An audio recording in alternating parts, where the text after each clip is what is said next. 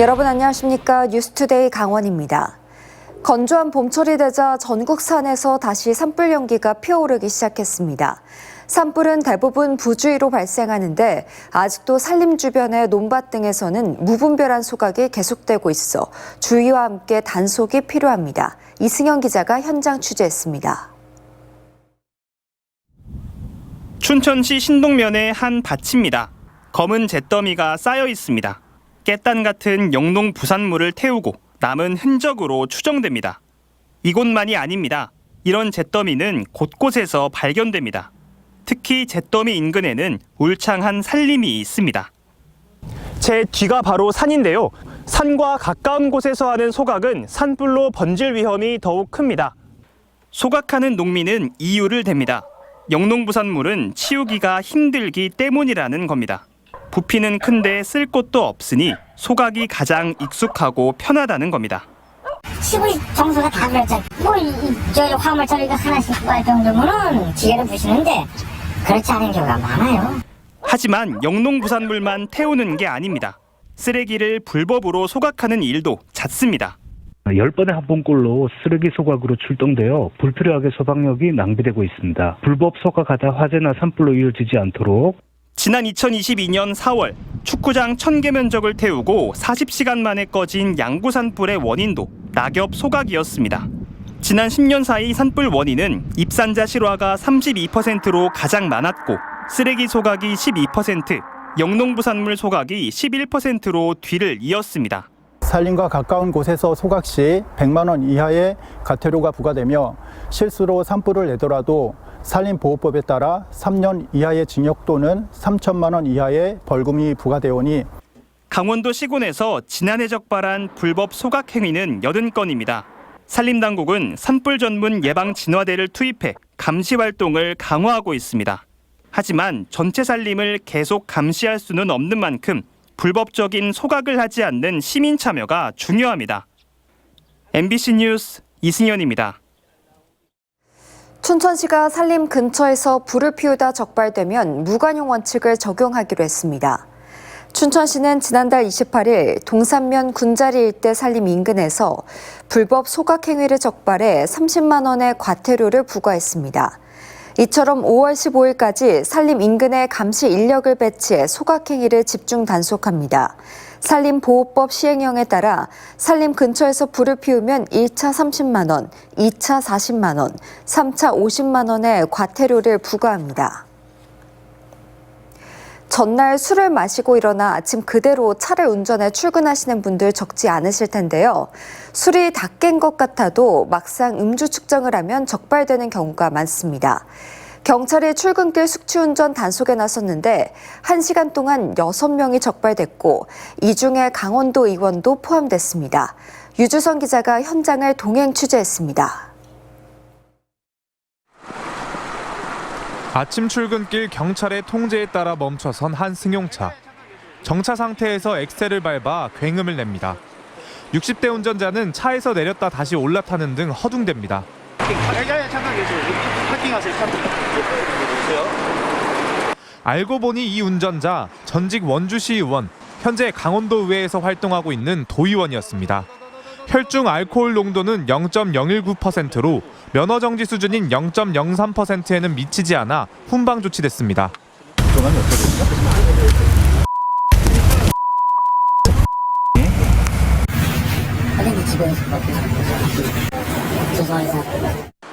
또 다른 20대 운전자. 처음엔 술을 마시지 않았다고 발뺌하다 면허 정지 수준인 혈중 알코올 농도 0.055%가 나오자 새벽까지 소주를 마셨다고 실토합니다. 소주 양은 얼마나 되겠어요? 둘이서 2명, 한 명 아침에 해를 먹고 나온 거라. 출근길 1시간 남짓 진행된 경찰의 음주운전 단속에 적발된 운전자는 모두 6명. 2명은 면허 정지, 4명은 훈방 조치됐습니다. 경찰이 음주운전 단속 강화에 나선 지난 4일부터 10일 동안 모두 44명이 적발됐는데 이 중 9명은 출근길 숙취운전으로 하루 1명꼴이었습니다. 사회적 거리 두기가 전면 폐지된 직후인 2023년 원주에서 적발된 음주운전은 867건, 전년보다 18%가 증가했습니다. 주로 금, 토, 일요일 야간 시간대에 적발이 집중되는 경향은 여전했지만 출근 시간대인 오전 6시부터 8시까지 단속 건수가 80% 급증했고 오전 8시부터 10시까지도 50%나 증가했습니다. 모임이라든가 아니면 집에서 드셨다는 분들이 많고 본인들은 술이 깼다고 생각하지만은 그 전날 마신 술은 그 음주량이 남아 있기 때문에 대중교통을 이용하는 게 좋을 것 같습니다. 경찰은 출근길 상시 음주 단속을 통해 숙취 운전을 근절할 계획입니다. 또 낮 시간대 유흥가와 유원지 인근에서도 단속을 실시해 음주운전을 뿌리 뽑겠다는 방침입니다. MBC 뉴스 유주성입니다. 아파트 중도금 대출을 받으러 농협 창구를 찾았던 시각장애인이 차별 행위를 당했습니다. 지적 기능 결함이 없는 사람에게 정신적 제약이 있는 사람에게 필요한 성년 후견인 서류를 요구한 건데요. 이후에도 차별 행위가 더 이어졌지만 대출 거절과 같은 불이익을 우려해 참을 수밖에 없었다고 합니다. 해당 은행은 당사자를 비롯한 모든 장애인에게 사과한다고 밝혔습니다. 김도균 기자가 취재했습니다. 지난해 10월 분양한 춘천의 한 아파트 견본주택입니다. 아파트를 분양받은 시각장애인 A씨는 중도금 대출 신청 안내 문자를 받아 시각장애인임을 미리 알리고 배우자와 함께 창구를 찾았습니다.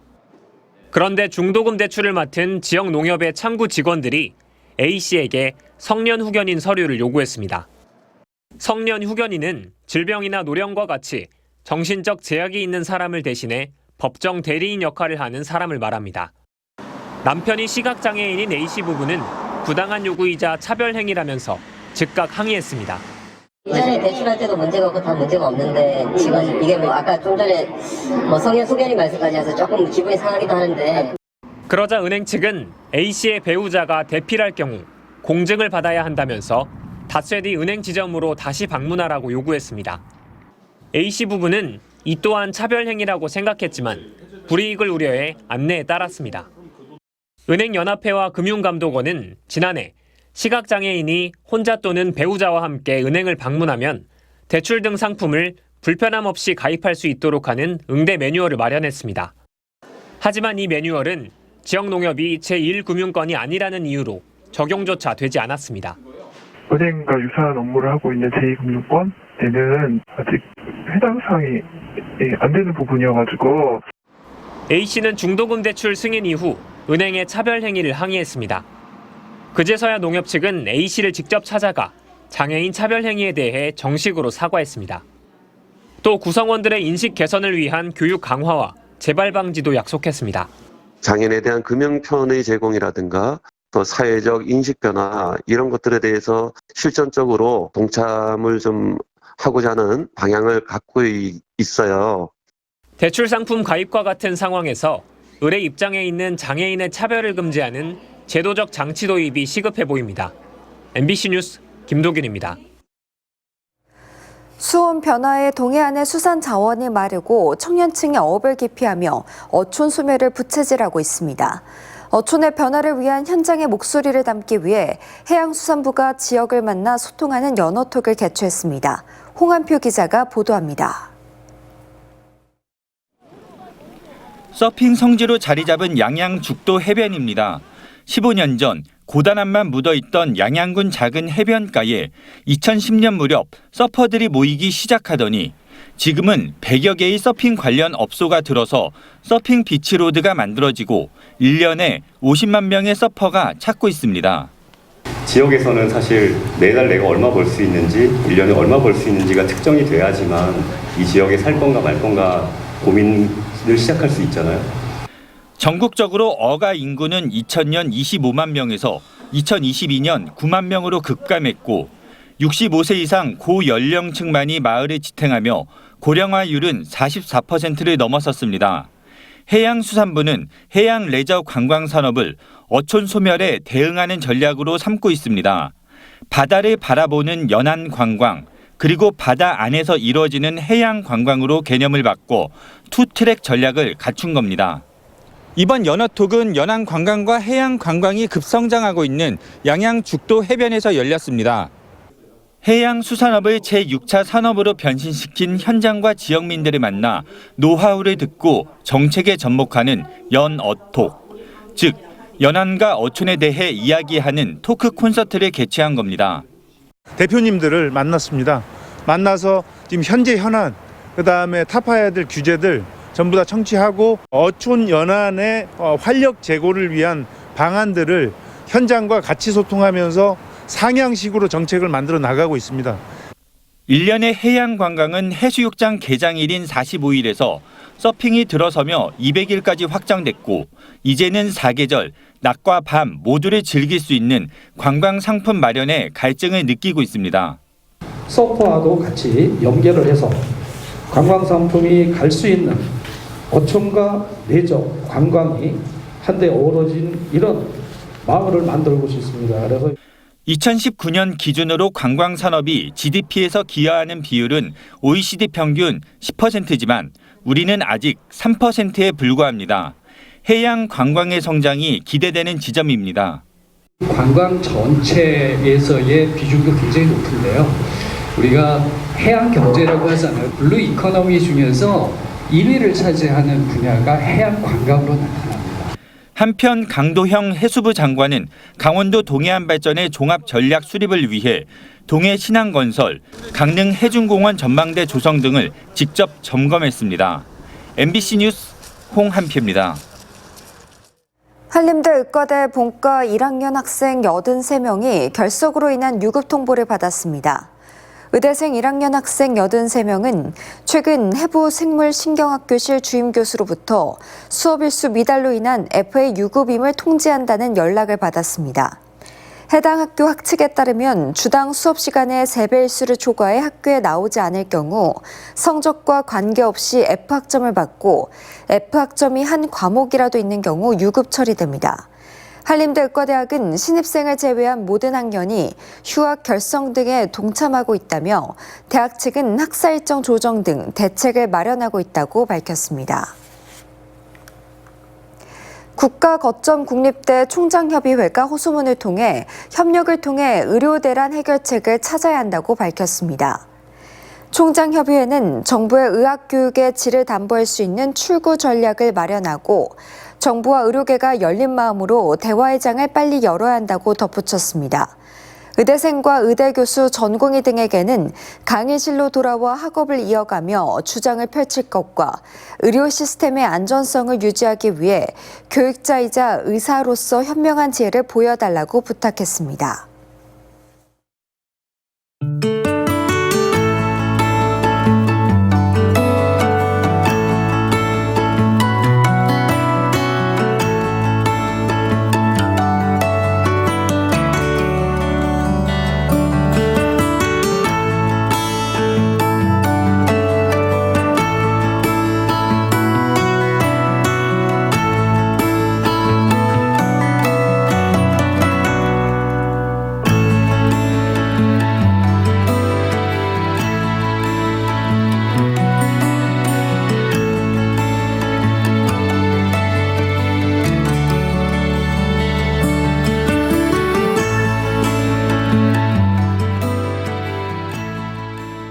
전교조 강원지부는 강원도교육청의 대학 진학을 발표가 학별 차별을 조장하고 국가인권위 권고 취지에도 배치된다고 주장했습니다. 전교조 강원지부는 주요 대학의 이름을 공개하고 나머지는 지방대, 전문대 등으로 뭉뚱그린 도교육청의 진학률 자료가 대학 서류화 체제를 강화하고 학벌 차별을 제외한 국가인권위원회의 2015년 권고와 배치된다고 비판했습니다. 이에 대해 강원도교육청은 진학률 공개는 학부모와 도민의 알 권리를 위한 것으로 장기적으로 학생 진로 정책 수립의 근거로 활용한다고 해명했습니다. 강원도교육청이 학교 온라인 소통 시스템을 열고 학부모와의 소통창을 확대했습니다.